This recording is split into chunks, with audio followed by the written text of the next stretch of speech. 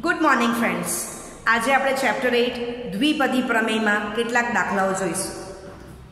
ઉદાહરણ 4. For all n belongs to capital N, 6n minus 5n ને 25 વડે ભાગતા શેષ હંમેશા 1 રહે છે સાબિત કરો. દ્વિપદી પ્રમેયની મદદથી. અથવા આ દાખલા હું આમ પણ પૂછી શકું કે 6n minus 5n minus 1 એ 25 વડે વિભાજ્ય છે એમ સાબિત કરો. For all n belongs to capital N. કોની મદદથી? દ્વિપદી પ્રમેયની મદદથી. બરાબર છે? ઓકે. હવે તમારે ખાસ કાળજી રાખવાની છે કે આ દાખલો તમે ગણિતીય અનુમાનના સિદ્ધાંત ચેપ્ટર 4 થી પણ કરી શકો છો. એટલે એક્ઝામમાં ખાસ કાળજી રાખવાની કે કઈ રીતથી દાખલો પૂછેલો છે. જો માત્ર તમને એટલું જ કીધું હોય કે 6n minus 5n minus 1 એ 25 વડે વિભાજ્ય છે એમ સાબિત કરો, માત્ર આટલું સ્ટેટમેન્ટ આપ્યું હોય તો તમે આ દાખલો બે રીતથી ગણી શકો છો. ગણિતીય અનુમાનથી પણ ગણાશે અને બીજું દ્વિપદી પ્રમેયના ઉપયોગથી પણ તમે કરી શકો છો. બરાબર? ઓકે. એટલે એ તમારે કાળજી રાખવાની છે કે ક્વેશ્ચન પેપરમાં તમને આ ક્વેશ્ચન કેવી રીતે પૂછેલો છે. ઓકે, ચાલો હવે આને આપણે સમજીએ. હવે તમને એમ કીધું છે કે 6n minus 5n ને 25 વડે ભાગતા, એટલે એનો એક અવયવ 25 છે. બરાબર ને? શેષ 1 વધે છે. આમ લખી દીધું તો આપણે આને ગાણિતિક સ્વરૂપે લખી દીધું છે. હવે અથવા મેં જે પૂછ્યું છે એના પરથી શું લખાશે તો કે 6n minus 5n minus 1 is equal to 25. બરાબર છે? ચાલો, m, n belongs to capital N. બરાબર છે? ઓકે. હવે આપણે દ્વિપદી પ્રમેયથી આ દાખલો ગણીશું. ઓકે. હવે તમે આનું એનાલિસિસ કરશો તો તમને એટલું ખબર પડે કે આ 25 છે means 5 square, clear, into m plus 1. તો 6 ને શું કહેવાશે? 5 પ્લસ 1. બરાબર છે? 6 ને અહીંથી ખબર પડે કે 25 વડે ભાગવાનું છે. તો 25 એટલે 5 નો વર્ગ, એટલે 6 ને હું લખીશ 5 વત્તા 1.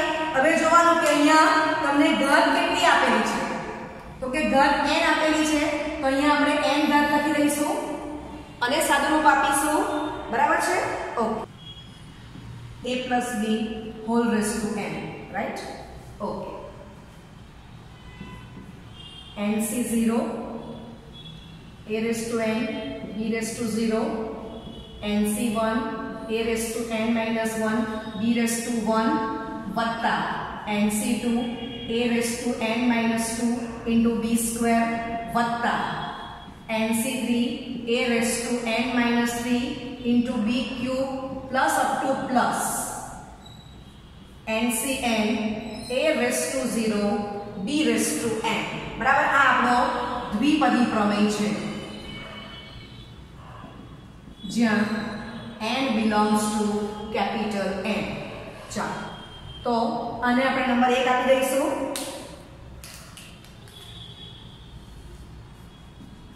નંબર 1. ઓકે. બરાબર? 6 raised to n એટલે 1 plus 5 raised to n એટલે 6 raised to n થઈ જશે. ચાલો, તો અહીંયા 1 ની કોઈ પણ ઘાત 1 જ આવવાનું છે. Okay. 5 raised to 0, 5 raised to 1 plus nc2 5 square. બરાબર છે? nc3 5 cube. 1 ની કોઈ પણ ઘાત આન્સર પર જ આવવાનો છે. હવે તમે જોયું કે આપણે 25 વડે ભાગવાનું છે અને શેષ 1 લાવવાનો છે. ઓકે. એટલે અહીંયા હું nc3 into 5 cube સુધીની મને જરૂર પડશે. Okay. Plus up to plus ncn 5 raised to n. બરાબર છે? ઓકે. ચાલો, માટે 6 raised to n 1 into 1 nc1n into 5 અને આપણે એમને એમ રાખશું. Okay. 5 square plus nc3 5 cube plus up to plus 1 into 5 raised to n. Okay. માટે 6n. ઓકે, સરળતા ખાતર આપણે અત્યારમાં બંને ટર્મ્સને સામે આપી દઉં છું, કારણ કે આ દાખલો આપણે બીજી રીતે પણ લખ્યો છે કે 6n - 5n - 1 એ 25 વડે વિભાજ્ય છે, બરાબર? ઓકે, એટલે 2 in 1 કામ કરવાનું છે. આ ટર્મ સામે જશે માઈનસ થશે, 1 સામે જશે માઈનસ થશે. Okay, is equal to NC2 5 square વત્તા NC3 5 cube plus up to plus 5 raise to n. હવે મને એટલું ખબર છે કે હું 5 સ્ક્વેર કોમન કરવાની છું, તો આમાંથી હું 2 ઘાત છૂટી પાડી, બરાબર છે? ઓકે,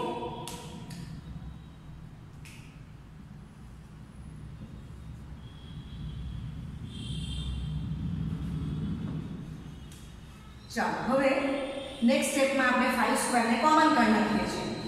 માટે 6n - 5n - 1 is equal to 5 square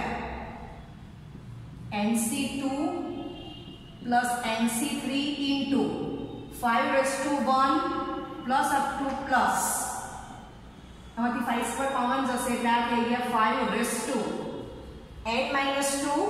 okay, માટે 6 raised to n minus 5n minus 1 is equal to 25 into small n, બરાબર છે? ઓકે, આવી ગયું આમ. ઓકે, અથવા અને બીજું શું લખી શકાશે? 6 raised to n minus 5n is equal to 25m plus 1, બરાબર છે? આ લખાઈ ગયું છે, જ્યાં સ્મોલ m બરાબર NC2 plus NC3 into 5 raised to 1 plus up to plus 5 raised to n minus 2.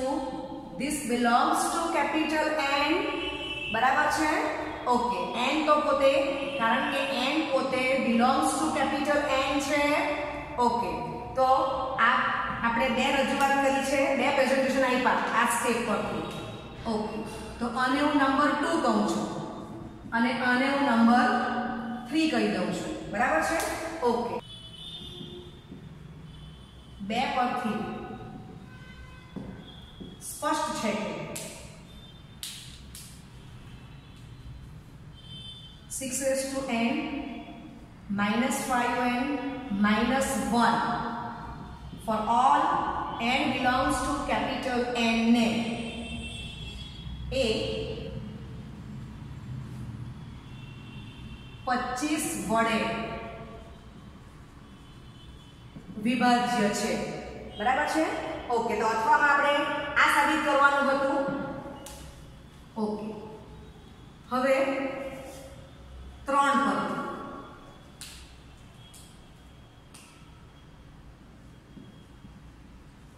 પરથી સ્પષ્ટ છે કે 6 raised to n minus 5n ને 25 વડે ભાગતા શેષ હંમેશા 1 રહે છે, બરાબર છે? ઓકે, તો આ દાખલો બે રીતે પૂછી શકાય. ઓકે, હવે તમારે માઇન્ડમાં એક જ વસ્તુ રાખવાની છે કે 25 મીન્સ 5 સ્ક્વેર, એટલે આપણું મેઇન લોજિક એ છે કે 5 સ્ક્વેર કોમન જવા જોઈએ, બરાબર છે? દાખલો કોઈ પણ રીતે પૂછી શકાય એટલે આપણે 6 raised to n is equal to 1 plus 5 whole raised to n થી સ્ટાર્ટ કર્યું, ક્લિયર? અને પછી આપણે સાઇડ ચેન્જ બાકીના બે ટર્મ્સની કરી દીધી, બરાબર? પહેલું પદ અને બીજું પદ NC0 plus NC1 into 5 raised to 1 એ આપણે સામેની બાજુ લઈ ગયા, સાદુરૂપ આપી દીધું, બરાબર છે. એના પરથી આપણે બે પ્રેઝન્ટેશન લઈ કરીને ઇક્વેશન 2 અને 3 કીધા. 2 પરથી આપણે એમ કીધું કે 6n - 5n - 1 તો all where n belongs to capital N એ 25 વડે વિભાજ્ય છે. એટલે 3 પરથી આપણે એમ કીધું કે 6n - 5n એ 25 વડે ભાગતા શેષ હંમેશા 1 રહે છે. બરાબર.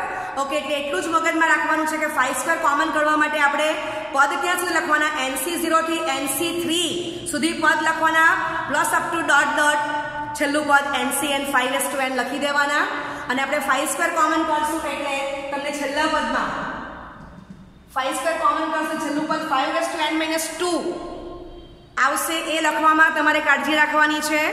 ઓકે ઓકે, એક ટાઈપનો બીજો એક દાખલો છે. સ્વાધ્યાય 8.1 પ્રશ્ન 3.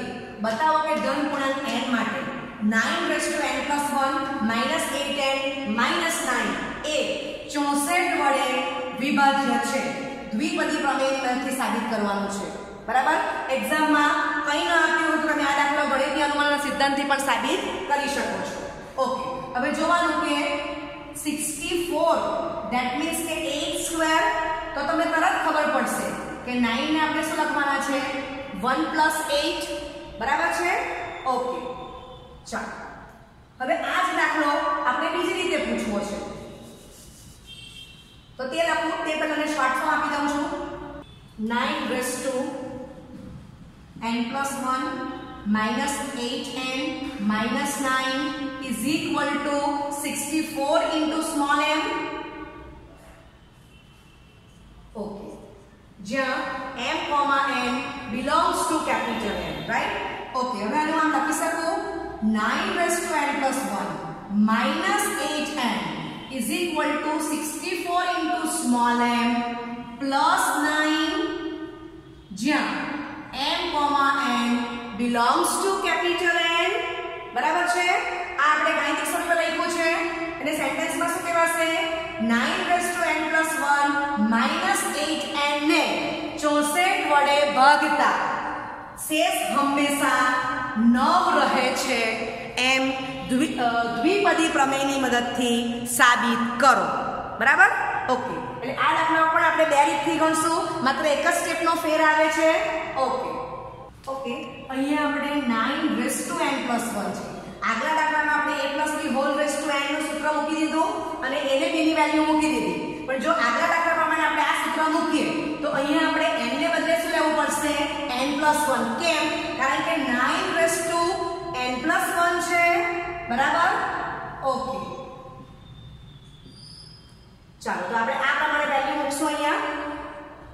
હવે તમે જો કે 1 ની કોઈ પણ ઘાત સાદુરૂપ એક જ આવવાનું છે તો તે પ્રમાણે આપણે આપીએ છીએ એનું સિમ્પ્લિફિકેશન. તો અહીંયા 1 + 8 n+1. બરાબર છે. ઓકે, હવે n ને બદલે અહીંયા શું આવશે? n+1. આનો તમને ખ્યાલ આવે એટલા માટે તમે ડાયરેક્ટ અહીંથી સ્ટાર્ટ કરી શકો છો. આગળ સૂત્ર લખવું જ જોઈએ, જરૂરી નથી. બરાબર છે. ઓકે, તો મેઇન તમારે આ સાબિત કરવાની ટર્મ્સમાં જોવાનું છે અને જે ઘાત હોય ત્યાંથી આપણે તે ઘાત સ્ટાર્ટ કરશું. ચાલો, 1 ની કોઈ પણ ઘાત આન્સર 1 સમજાઈ ગયા છે. તો આ 8^0 plus n+1c1 8^1 plus n+1c2 8² plus n+1c3 8³ બરાબર. હવે કાળજી રાખવાની કે અહીંયા આપણે 64 વડે વિભાજ્ય બતાવવાનું છે તો 8 નો વર્ગ આપણે કોમન કરવો પડશે એટલે આપણે 8 ના ઘન સુધી સાદુરૂપ લખીએ. બરાબર. Plus up to plus n+1c n+1 8n+1. બરાબર છે. ઓકે, ચાલો માટે 9n+1 is equal to 1 into 1 plus n+1c1 n+1 into 8 plus n+1c2 8² plus n+1c3 8³ plus up to plus આની વેલ્યુ પણ 1 થશે 1 into 8 raised to n plus 1 બરાબર છે okay હવે આપણે આ ટર્મ્સ નું સાદું રૂપ આપીને એને સામે મોકલી દઈએ છે માટે 9 raised to n plus 1 minus 1 minus 8n minus 8 is equal to n plus 1c2 8 square plus n plus 1c3 8 cube plus up to plus 8 raised to n plus 1 પણ મારે 8 સ્ક્વેર નેક્સ્ટ સ્ટેપમાં કોમન જ કાઢવાના છે તો આમ લખી શકું 8 square into 8 raised to n minus 1 ચાલો માટે શું લખી શકાશે 9 raised to n plus 1 minus 8n minus 9 is equal to 8 square common करो n plus 1c2 plus n plus 1c3 into 8 raised to 1 plus up to plus 8 raised to n minus 1 બરાબર છે okay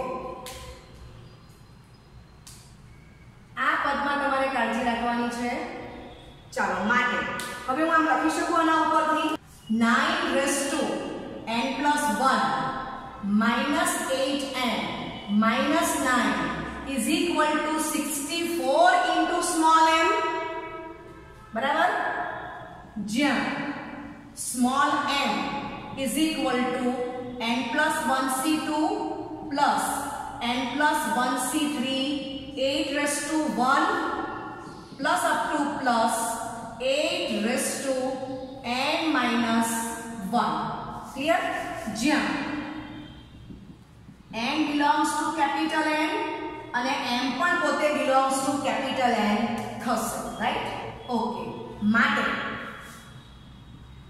9 raised to n plus 1 minus 8n minus 9 comma for all n belongs to capital N એ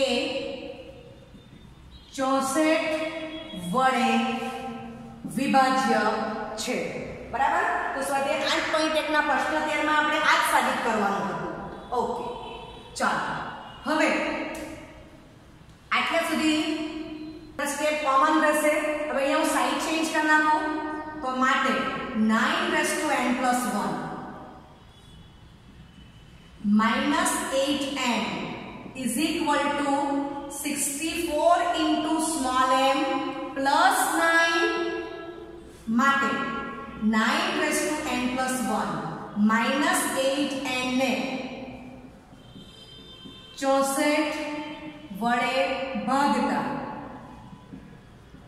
શેષ હંમેશા 9 રહે છે બરાબર તો તમને દાખલો આ રીતે પણ સાબિત કરવાનો પૂછી શકે તો ખાલી એક જ સ્ટેપ વધારવામાં આવશે ક્લિયર ઓકે હવે રકમમાં તમને શું આપ્યું છે 9 raised to n plus 1 minus 8n minus 9 તો તમે દાખલાની શરૂઆત ત્યાંથી પણ કરી શકો છો કા તો સરળતા રહે એટલા માટે આપણે શું કર્યું કે પહેલા ઓબ્ઝર્વ કર્યું કે 64 વડે ભાગવાનું છે તો 64 ને શું કહેવાશે 8 સ્ક્વેર એ તરત સ્ટ્રાઇક થાય કે 9 ને શું કહેવાનું છે 1 plus 8 બરાબર એટલે આપણે 9 raised to n plus 1 થી સ્ટાર્ટ કરેલું છે ઓકે ઓકે સ્વાધ્યાય 8.1 નો પ્રશ્ન 14 સાબિત કરો કે sigma r equal to 0 to r equal to n 3 raised to r into ncr is equal to 4 raised to n હવે તમે જોઈ શકો છો કે આ બાજુ 3 raised to r છે r ની વેલ્યુ 0 up to n છે ને આ બાજુ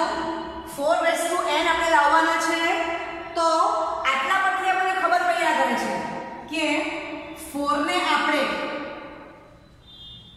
1 plus 3 કેવું પડશે એવું સમજાય છે ઓકે ચાલો આપણે સ્ટાર્ટ કરીએ છીએ LHS sigma r equal to 0 to r is equal to n 3 raised to r into NCR તમને ખબર છે સિગ્મા એટલે સરવાળો બરાબર છે ઓકે ચાલો હવે r ની વેલ્યુ 0 મૂકશું 3 raised to 0 into NC0 વત્તા 3^1 into NC1 વત્તા 3² into NC2 plus 3³ into NC3 plus up to plus last કિંમત કઈ છે આની તો કે small n 3n into NCn બરાબર છે okay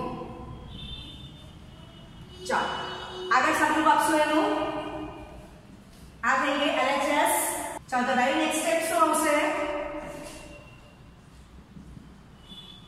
LHS is equal to આની વેલ્યુ 1 થઈ જશે 1 into 1 plus 3 into અને હું આમાં લખું છું NC1 વત્તા 3² into NC2 plus 3³ into NC3 plus up to plus 3n into 1 okay માટે LHS is equal to 1 plus 3 into NC1 plus 3² into NC2 plus 3³ into NC3 plus up to plus 3n આ થઈ ગયો number 1 ચાલો હવે RHS માં શું છે 4n તો 4n ને લખી દઉં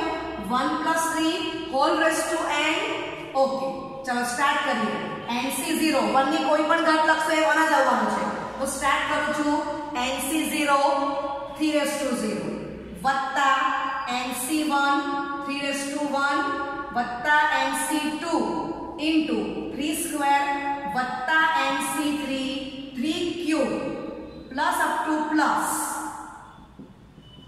NCn 3n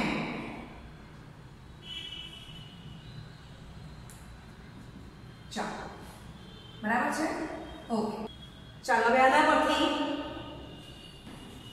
નેક્સ્ટ સ્ટેપ માં ચેન્જ કરી દઉં છું RHS તો આ 1 into 1 આવી ગયા આ સબરૂપ આવી ગયું છે આના પછી તમારી નેક્સ્ટ સ્ટેપ આ છે RHS બરાબર છે ઓકે ચાલો હવે આ નંબર 1 છે હવે આના પછીનું રાઈટ નેક્સ્ટ સ્ટેપ આ જ આવવાનું છે તો આ થઈ ગયો RHS આને શું કહી દેવાય નંબર 2 તો 1 અને 2 પરથી LHS is equal to RHS સમજાય છે વાત ઓકે LHS ની વેલ્યુ મૂકી દઈએ sigma r equal to 0 to r equal to small n 3r into NCR is equal to 4n બરાબર છે સાબિત થઈ ગઈ ઓકે તો તમે જોયું કે 3 દાખલામાં